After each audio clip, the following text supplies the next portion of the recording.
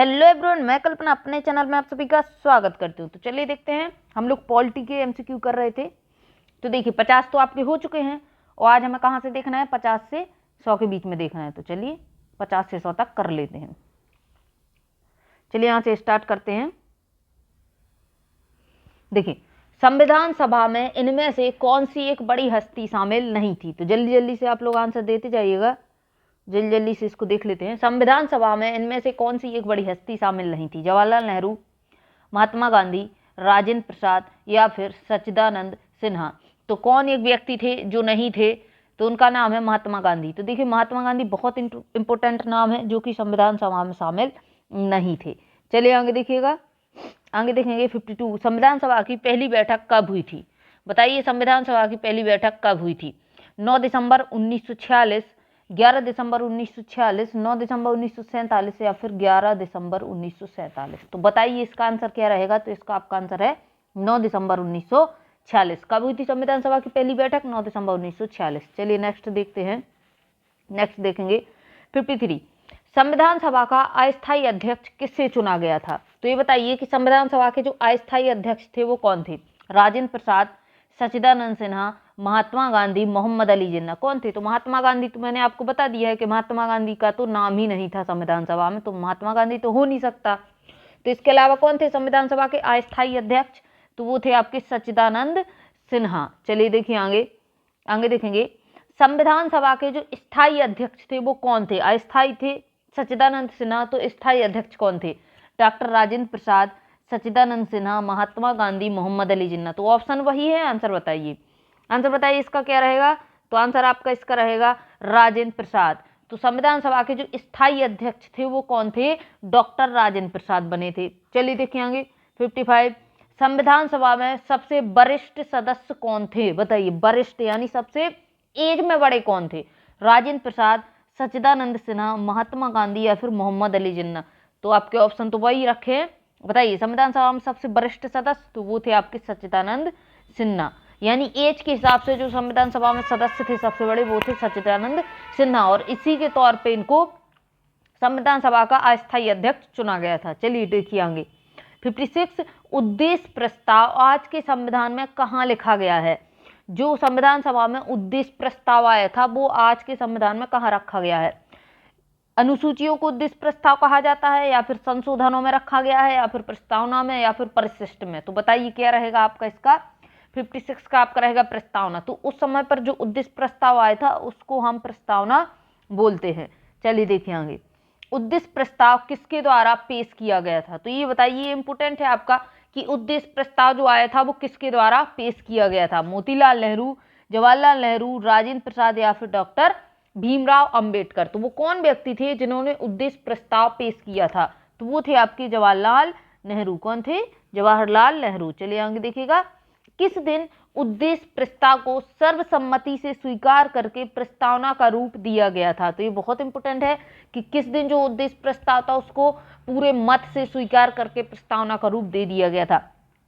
13 दिसंबर 1946, 3 जून 1947, 22 जनवरी 1947 या फिर 22 जुलाई 1947। तो कौन सा वो दिन था?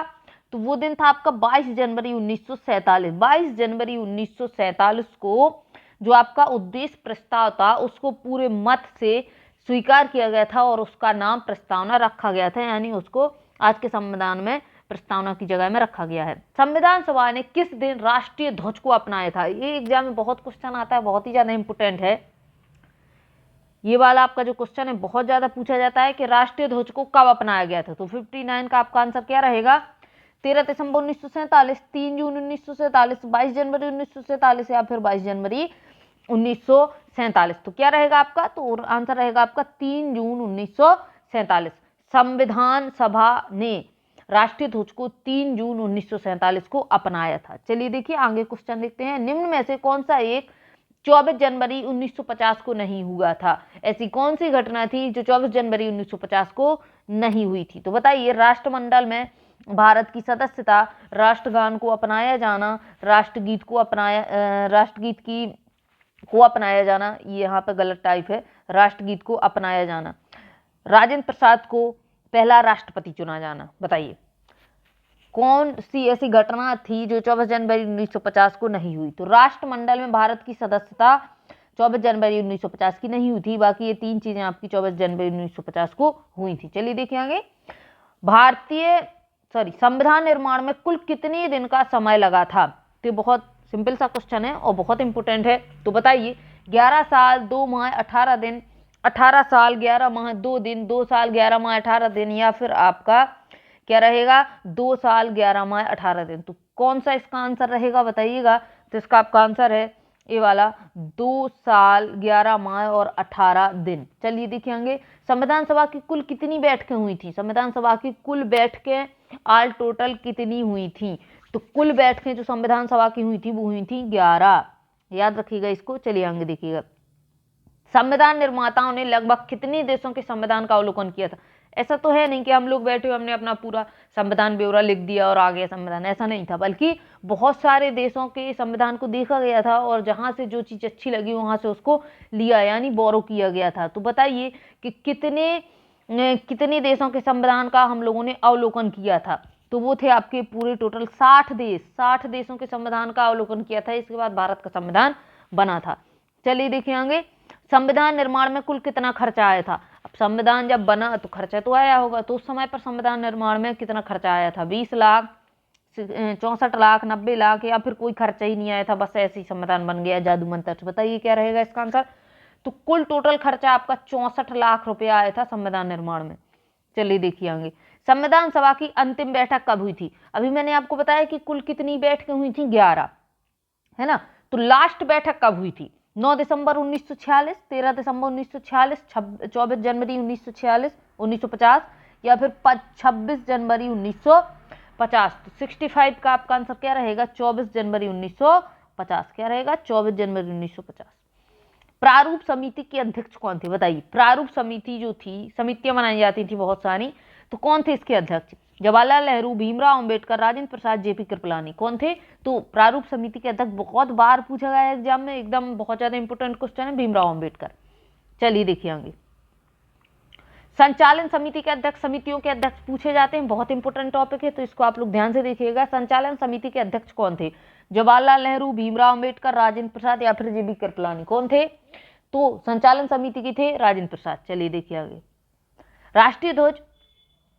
राष्ट्रीय ध्वज से संबंधित एक समिति बनाई गई थी, उसके अध्यक्ष कौन थे? जवाहरलाल नेहरू, भीमराव अंबेडकर, राजेंद्र प्रसाद, या फिर जेबी कृपलानी। तो इसका बताइए। तो इसके भी अध्यक्ष कौन थे? राजेंद्र प्रसाद रहे थे। चलिए देखिए आगे। प्रारूप समिति में कुल कितने सदस्य थे? प्रारूप समिति जो बनाई गई थी उसमें कुल कितने सदस्य थे? तो उसमें सदस्य थे 7। कितने सदस्य थे? 7 थे। चलिए देखिए आगे। संविधान को अपनाने के समय में कुल कितने अनुच्छेद थे? संविधान को अपनाने के समय में कुल कितने अनुच्छेद थे? जब संविधान को अपनाया गया तो कुल कितने अनुच्छेद थे? 390, 395, 290, या फिर 400? कितने थे? तो देखिए कितने थे आपके सदस्य, वो सॉरी अनुच्छेद थे उस समय पर 395। चलिए आगे देखिएगा। 1947 में संविधान में कुल कितनी अनुसूचियां थी? मूल संविधान में कुल कितनी अनुसूचियां रही थी? इसका बताइए। 8, 10, 12, 14। तो कितनी थी आपकी? कितनी थी? 8 अनुसूचियां थी जब मूल संविधान को अपनाया गया था। भारत के संविधान के पिता के रूप में किसे जाना जाता है? बहुत ही सिंपल क्वेश्चन है, बताइए। महात्मा गांधी, पंडित जवाहरलाल नेहरू, डॉक्टर राजेंद्र प्रसाद, या फिर भीमराव अंबेडकर। तो क्या रहेगा आपका इसका आंसर? भीमराव अंबेडकर। चलिए आगे देखिएगा। पूर्ण स्वराज दिवस किस दिन और कब से मनाया जाता है? पूर्ण स्वराज दिवस जो आपका मनाया जाता है वो कब से और किस दिन मनाया जाता है? बहुत ही इंपोर्टेंट क्वेश्चन है। 24 जनवरी 1930, 26 जनवरी 1930, 24 जनवरी 1947, या फिर 26 जनवरी 1947। तो कब से मनाया जाता है? तो ये रहेगा आपका 1930 से मनाया जाता है। और 26 जनवरी जो हम मनाते हैं वो पूर्ण स्वराज दिवस के ही कारण 26 जनवरी को मनाते हैं। चलिए देखेंगे। कैबिनेट मिशन में कुल कितने सदस्य थे? जो कैबिनेट मिशन आया था उसमें कुल कितने सदस्य थे? तो कैबिनेट मिशन में कुल 3 सदस्य थे। चलिए देखिए। निम्न में से कौन एक कैबिनेट मिशन का सदस्य नहीं था? तो 3 लोग तो मैंने बताया कि सदस्य थे, और यहाँ पे ऑप्शन में 4 हैं, तो बताइए कौन सा सदस्य नहीं था? Sir John Simon, Pethick Lawrence, sir Stephen Cripps, या फिर एबी अलेक्जेंडर। तो कौन सदस्य नहीं था? तो जॉन साइमन किसके सदस्य थे? साइमन कमीशन के सदस्य थे। चलिए देखिएंगे, निम्न में से कौन से संविधान संशोधन को मिनी कॉन्स्टिट्यूशन कहा जाता है? एक संविधान संशोधन हुआ था जिसको लघु संविधान के रूप में नाम दिया गया था, तो कौन सा है वो जिसको लघु संविधान बोला गया? बताइए। 40, 42, 72, 74। तो आपका 42वां संविधान संशोधन जो किया गया था उसको लघु संविधान संशोधन का नाम दिया गया था। विश्व का सबसे पहला लिखित संविधान किस देश का है? विश्व का जो सबसे पहला लिखित संविधान बना था वो किस देश का था? Bharat, Britain, America, Africa. तो अमेरिका का सबसे पहला लिखित संविधान माना जाता है। विश्व का सबसे लंबा लिखित संविधान किस देश का है? सबसे लंबा, अभी तो हमने देखा सबसे पहला लिखित, और अब लिखित में सबसे लंबा संविधान किसका है? Bharat, Britain, America, Africa. कौन सा देश है? तो ये है हमारा भारत। कौन सा देश है? ये हमारा प्यारा भारत। भारत के संविधान का सबसे बड़ा स्रोत कहां से है? यानी भारत का जो संविधान है ये सबसे ज्यादा कहां से लिया गया है? अमेरिका के संविधान के, ब्रिटेन से संविधान से, या फिर अफ्रीका के संविधान से, या फिर भारत शासन अधिनियम 1935 जो भारत में आया था यहां से? तो बताइए कहां से ये सबसे बड़ा स्रोत? तो भारत का जो संविधान का सबसे बड़ा स्रोत है वो आपका भारत शासन अधिनियम 1935 से। चलिए देखिए 80 नंबर देखिए। 26 नवंबर 1949 में कुल कितने अनुच्छेद स्वयं ही लागू हो गए थे? जब हमारा संविधान लागू हुआ 26 नवंबर 1949 से कितने अनुच्छेद जो थे वो खुद से ही लागू हो गए थे? बताइए तो कितने थे? तो ये थे आपके टोटल 15 थे जो ही स्वयं से लागू हो गए थे। बताइए आगे 12वीं अनुसूची किससे संबंधित है? अनुसूचियां बताइए। 12वीं अनुसूची में जो है क्या दिया गया है? 81 में क्या दिया गया है? नगर पालिकाएं, पंचायत की शक्तियां, दल बदल अधिनियम, या फिर भूमि सुधारों और जमींदारों से संबंधित है। तो नगर पालिका से संबंधित है आपकी 12वीं अनुसूची। 11वीं अनुसूची किससे संबंधित है? तो 11वीं अनुसूची बताइए दल बदल से, पंचायत की शक्तियों से, नगर पालिकाओं और जनजातियों से। किससे संबंधित है? तो इसका रहेगा आपका सेकंड आंसर, पंचायत की शक्तियों से आपकी 11वीं अनुसूची संबंध रखती है। तीसरी अनुसूची में क्या दिया हुआ है? सारे क्वेश्चन आपके यहाँ से अनुसूचियों के हैं, तो बताइए तीसरी अनुसूची में क्या दिया हुआ है? उपलब्धियां और भत्ते दिए हुए हैं, शपथ दिए हुए हैं, राज्यसभा में सीटों का आवंटन दिए हुए हैं, या फिर राज्यों के नाम और उनके क्षेत्र के कहां से कहां तक क्षेत्र रहेगा? तो बताइए 83 में क्या दिया हुआ है? तीसरी अनुसूची में क्या दिया हुआ है? तो इसका आपका आंसर रहेगा तीसरी अनुसूची में सबकी शपथ दी हुई है। क्या दिया हुआ है? शपथ। चलिए देखिए आगे 8वीं अनुसूची निम्नलिखित में से किससे संबंधित है? 8वीं अनुसूची जो आपकी है वो किससे संबंधित है? दल बदल से, शक्तियों के विभाजन से, शपथ से, या फिर भाषाओं से? किस चीज के लिए 8वीं अनुसूची जानी जाती है? तो ये रहेगी आपकी भाषाएं। 8वीं अनुसूची में भाषाएं दी हुई हैं। चलिए देखिए आगे प्रथम अनुसूची निम्न में से किससे संबंधित है? जो फर्स्ट अनुसूची है वो किससे संबंधित है? उपलब्धियों एवं भत्तों से, राज्य एवं उनके क्षेत्र से, शपथ से, या फिर अनुसूचित और जनजाति क्षेत्रों से? कहां से संबंधित है आपकी प्रथम अनुसूची? तो प्रथम अनुसूची में राज्य, उनके क्षेत्र, राज्य, उनके नाम और उनके क्षेत्र दिए हुए हैं। 10वीं अनुसूची कहां से संबंधित है? यानी 10वीं अनुसूची में क्या लिखा हुआ है? दल बदल, सुधारों और जमींदारियों की प्रणालियां, या फिर भाषाएं, या फिर राज्यसभा में सीटों का आवंटन। तो 10वीं अनुसूची में क्या लिखा हुआ है बताइएगा?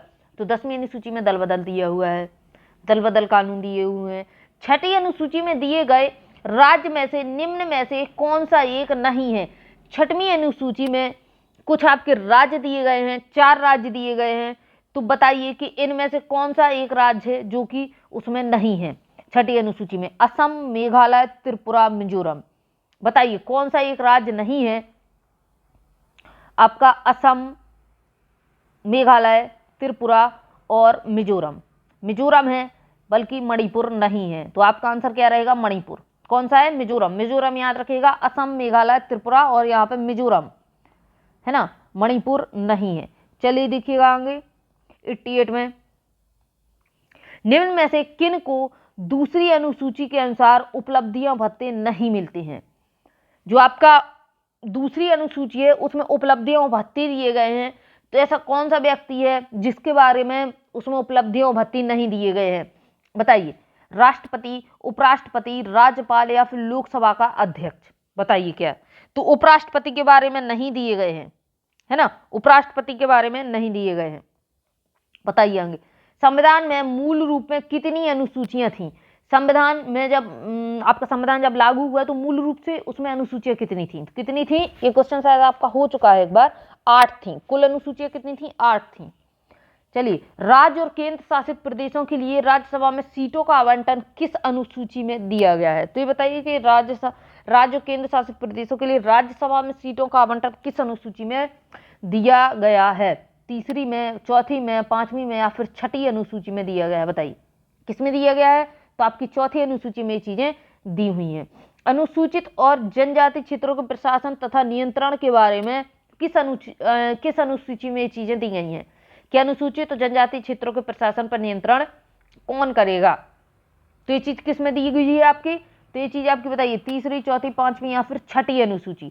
तो ये आपकी 5वीं अनुसूची में दिया गया है। 7वीं अनुसूची में मूल रूप से संघ सूची में कितने विषय दिए गए हैं? बताइए। 7वीं अनुसूची है, उसमें मूल रूप से जो संघ सूची दी हुई है उसमें कितने विषय दिए गए थे? 97, 98, 99, 100। तो बताइए इसका क्या रहेगा? इसका रहेगा आपका आंसर 97। चलिए देखिए आगे। 7वीं अनुसूची में शक्तियों के विभाजन कितने भाग में बांटा गया है? 7वीं अनुसूची में जो शक्तियों का विभाजन है वो कितने भाग में बांटा गया है? तो ये आपका कितना भाग है? 3 भागों में बांटा गया है। चलिए देखिए आगे। 8वीं अनुसूची में मूल रूप से कितनी भाषाएं थी? यानी जब संविधान लागू हुआ तब उसमें कितनी भाषाएं थी? बताइए। 8 थी। कितनी थी? 8। 8वीं अनुसूची में मूल रूप से आपकी भाषाएं जो थी वो 14 थी। कितनी थी? 14। देखिए, भाषाएं 14 थी और जो आपकी अनुसूचियां थी वो 8 थी। तो इसका आंसर क्या रहेगा? 14 रहेगा। और अब आज के टाइम पे कितनी है? तो 22 भाषाएं हैं। चलिए देखिए आगे। 71वें संशोधन अधिनियम द्वारा निम्न में से कौन सी भाषा नहीं जुड़ी हुई थी? तो 71 के संविधान संशोधन में कुछ भाषाएं जोड़ी गई थी। तो ऐसी कौन सी भाषा थी जो कि 71वें संविधान संशोधन के द्वारा नहीं जोड़ी गई? डोंगरी, मणिपुरी, नेपाली या फिर कोंकणी? तो कौन सी ऐसी भाषा थी जो 71 के द्वारा नहीं जोड़ी गई थी? तो कौन सी भाषा रहेगी आपकी? डोंगरी नहीं थी। नमक के नाम से आप इसको याद रखिएगा, नमका, यानी नेपाली, मणिपुरी और आपकी कोंकणी। तो नमक के नाम से इसको याद रखिएगा और डोंगरी भाषा नहीं थी। 92वें संविधान संशोधन निम्न में से कौन सी भाषा नहीं जुड़ी थी? तो 92वें संविधान संशोधन के द्वारा कौन सी भाषा नहीं थी? सिंधी, बोडो, मैथिली, संथाली? बताइए। 96 का आंसर बताइए क्या रहेगा आपका? तो सिंधी भाषा जो थी 92 के द्वारा नहीं जोड़ी गई, बल्कि 4 भाषा 92 के द्वारा जोड़ी गई थी। 71वां संविधान संशोधन कब हुआ? तो इसका बताइए 97 का, कि 71वां संविधान संशोधन हुआ कब था? तो 90 कब हुआ था आपका? 1992 में आपका 71वां संविधान संशोधन हुआ था। 92वां संविधान संशोधन कब हुआ? तो इसका बताइए 92 जो संविधान संशोधन हुआ था वो कब हुआ था? तो ये आपका 2003 में हुआ था। चलिए देखिए आगे। 8वीं अनुसूची में कुल कितनी भाषाएं हैं? 8वीं अनुसूची में जो आज हैं वो कुल कितनी भाषाएं हैं? पहले तो मैंने क्या बताया आपको कि मूल संविधान में कितनी थी? मूल संविधान में तो आपकी 14 थी। अब बताइए आज के समय पर कितनी है? तो आज के समय पर 22 है। चलिए देखिए आगे। निम्न में से कौन सी भाषा 8वीं अनुसूची में नहीं है? तो इसमें से बताइए कि कौन सी ऐसी एक भाषा है जो 8वीं अनुसूची में नहीं है। आपका जो क्वेश्चन है बहुत ज्यादा इंपॉर्टेंट है। नेपाली, उर्दू, अंग्रेजी या फिर बांग्ला, ऐसी कौन सी भाषा है जो 8वीं अनुसूची में नहीं दी गई है? तो ध्यान रखिएगा कि अंग्रेजी भाषा को अनुसूची में शामिल नहीं किया गया है, बल्कि आपकी और नेपाली भाषा जो कि हमारे देश की नहीं है बल्कि नेपाल की है, लेकिन इसको अनुसूची में शामिल किया गया है। तो ये बहुत इंपॉर्टेंट दोनों चीजें हैं कि नेपाली भाषा अनुसूची में शामिल है यानी संविधान में लिखी हुई है, और अंग्रेजी भाषा हमारे संविधान में नहीं लिखी हुई है। तो इसका आंसर क्या रहेगा कि 8वीं अनुसूची में कौन सी भाषा नहीं है? अंग्रेजी। और अगर आपसे बात की जाए कि जो हमारा संविधान है तो सबसे पहले किस भाषा में लिखा गया था, तो ना तो हिंदी थी ना ही संस्कृत थी बल्कि इंग्लिश भाषा थी, यानी अंग्रेजी भाषा थी। तो इस चीज को याद रखिएगा कि जब सबसे पहले संविधान लिखा गया था तो वो अंग्रेजी भाषा में लिखा गया था, और अनुसूचियों में बात करें तो अंग्रेजी भाषा को नहीं रखा गया है। चलिए देखिए आगे। तो देखिए आपके इतने हो चुके हैं, कितने आपके 100 क्वेश्चन हो चुके हैं, और 101 हमारा 3rd पार्ट में आएगा। तो चलिए मिलते हैं कल, तब तक के लिए जय हिंद, जय भारत।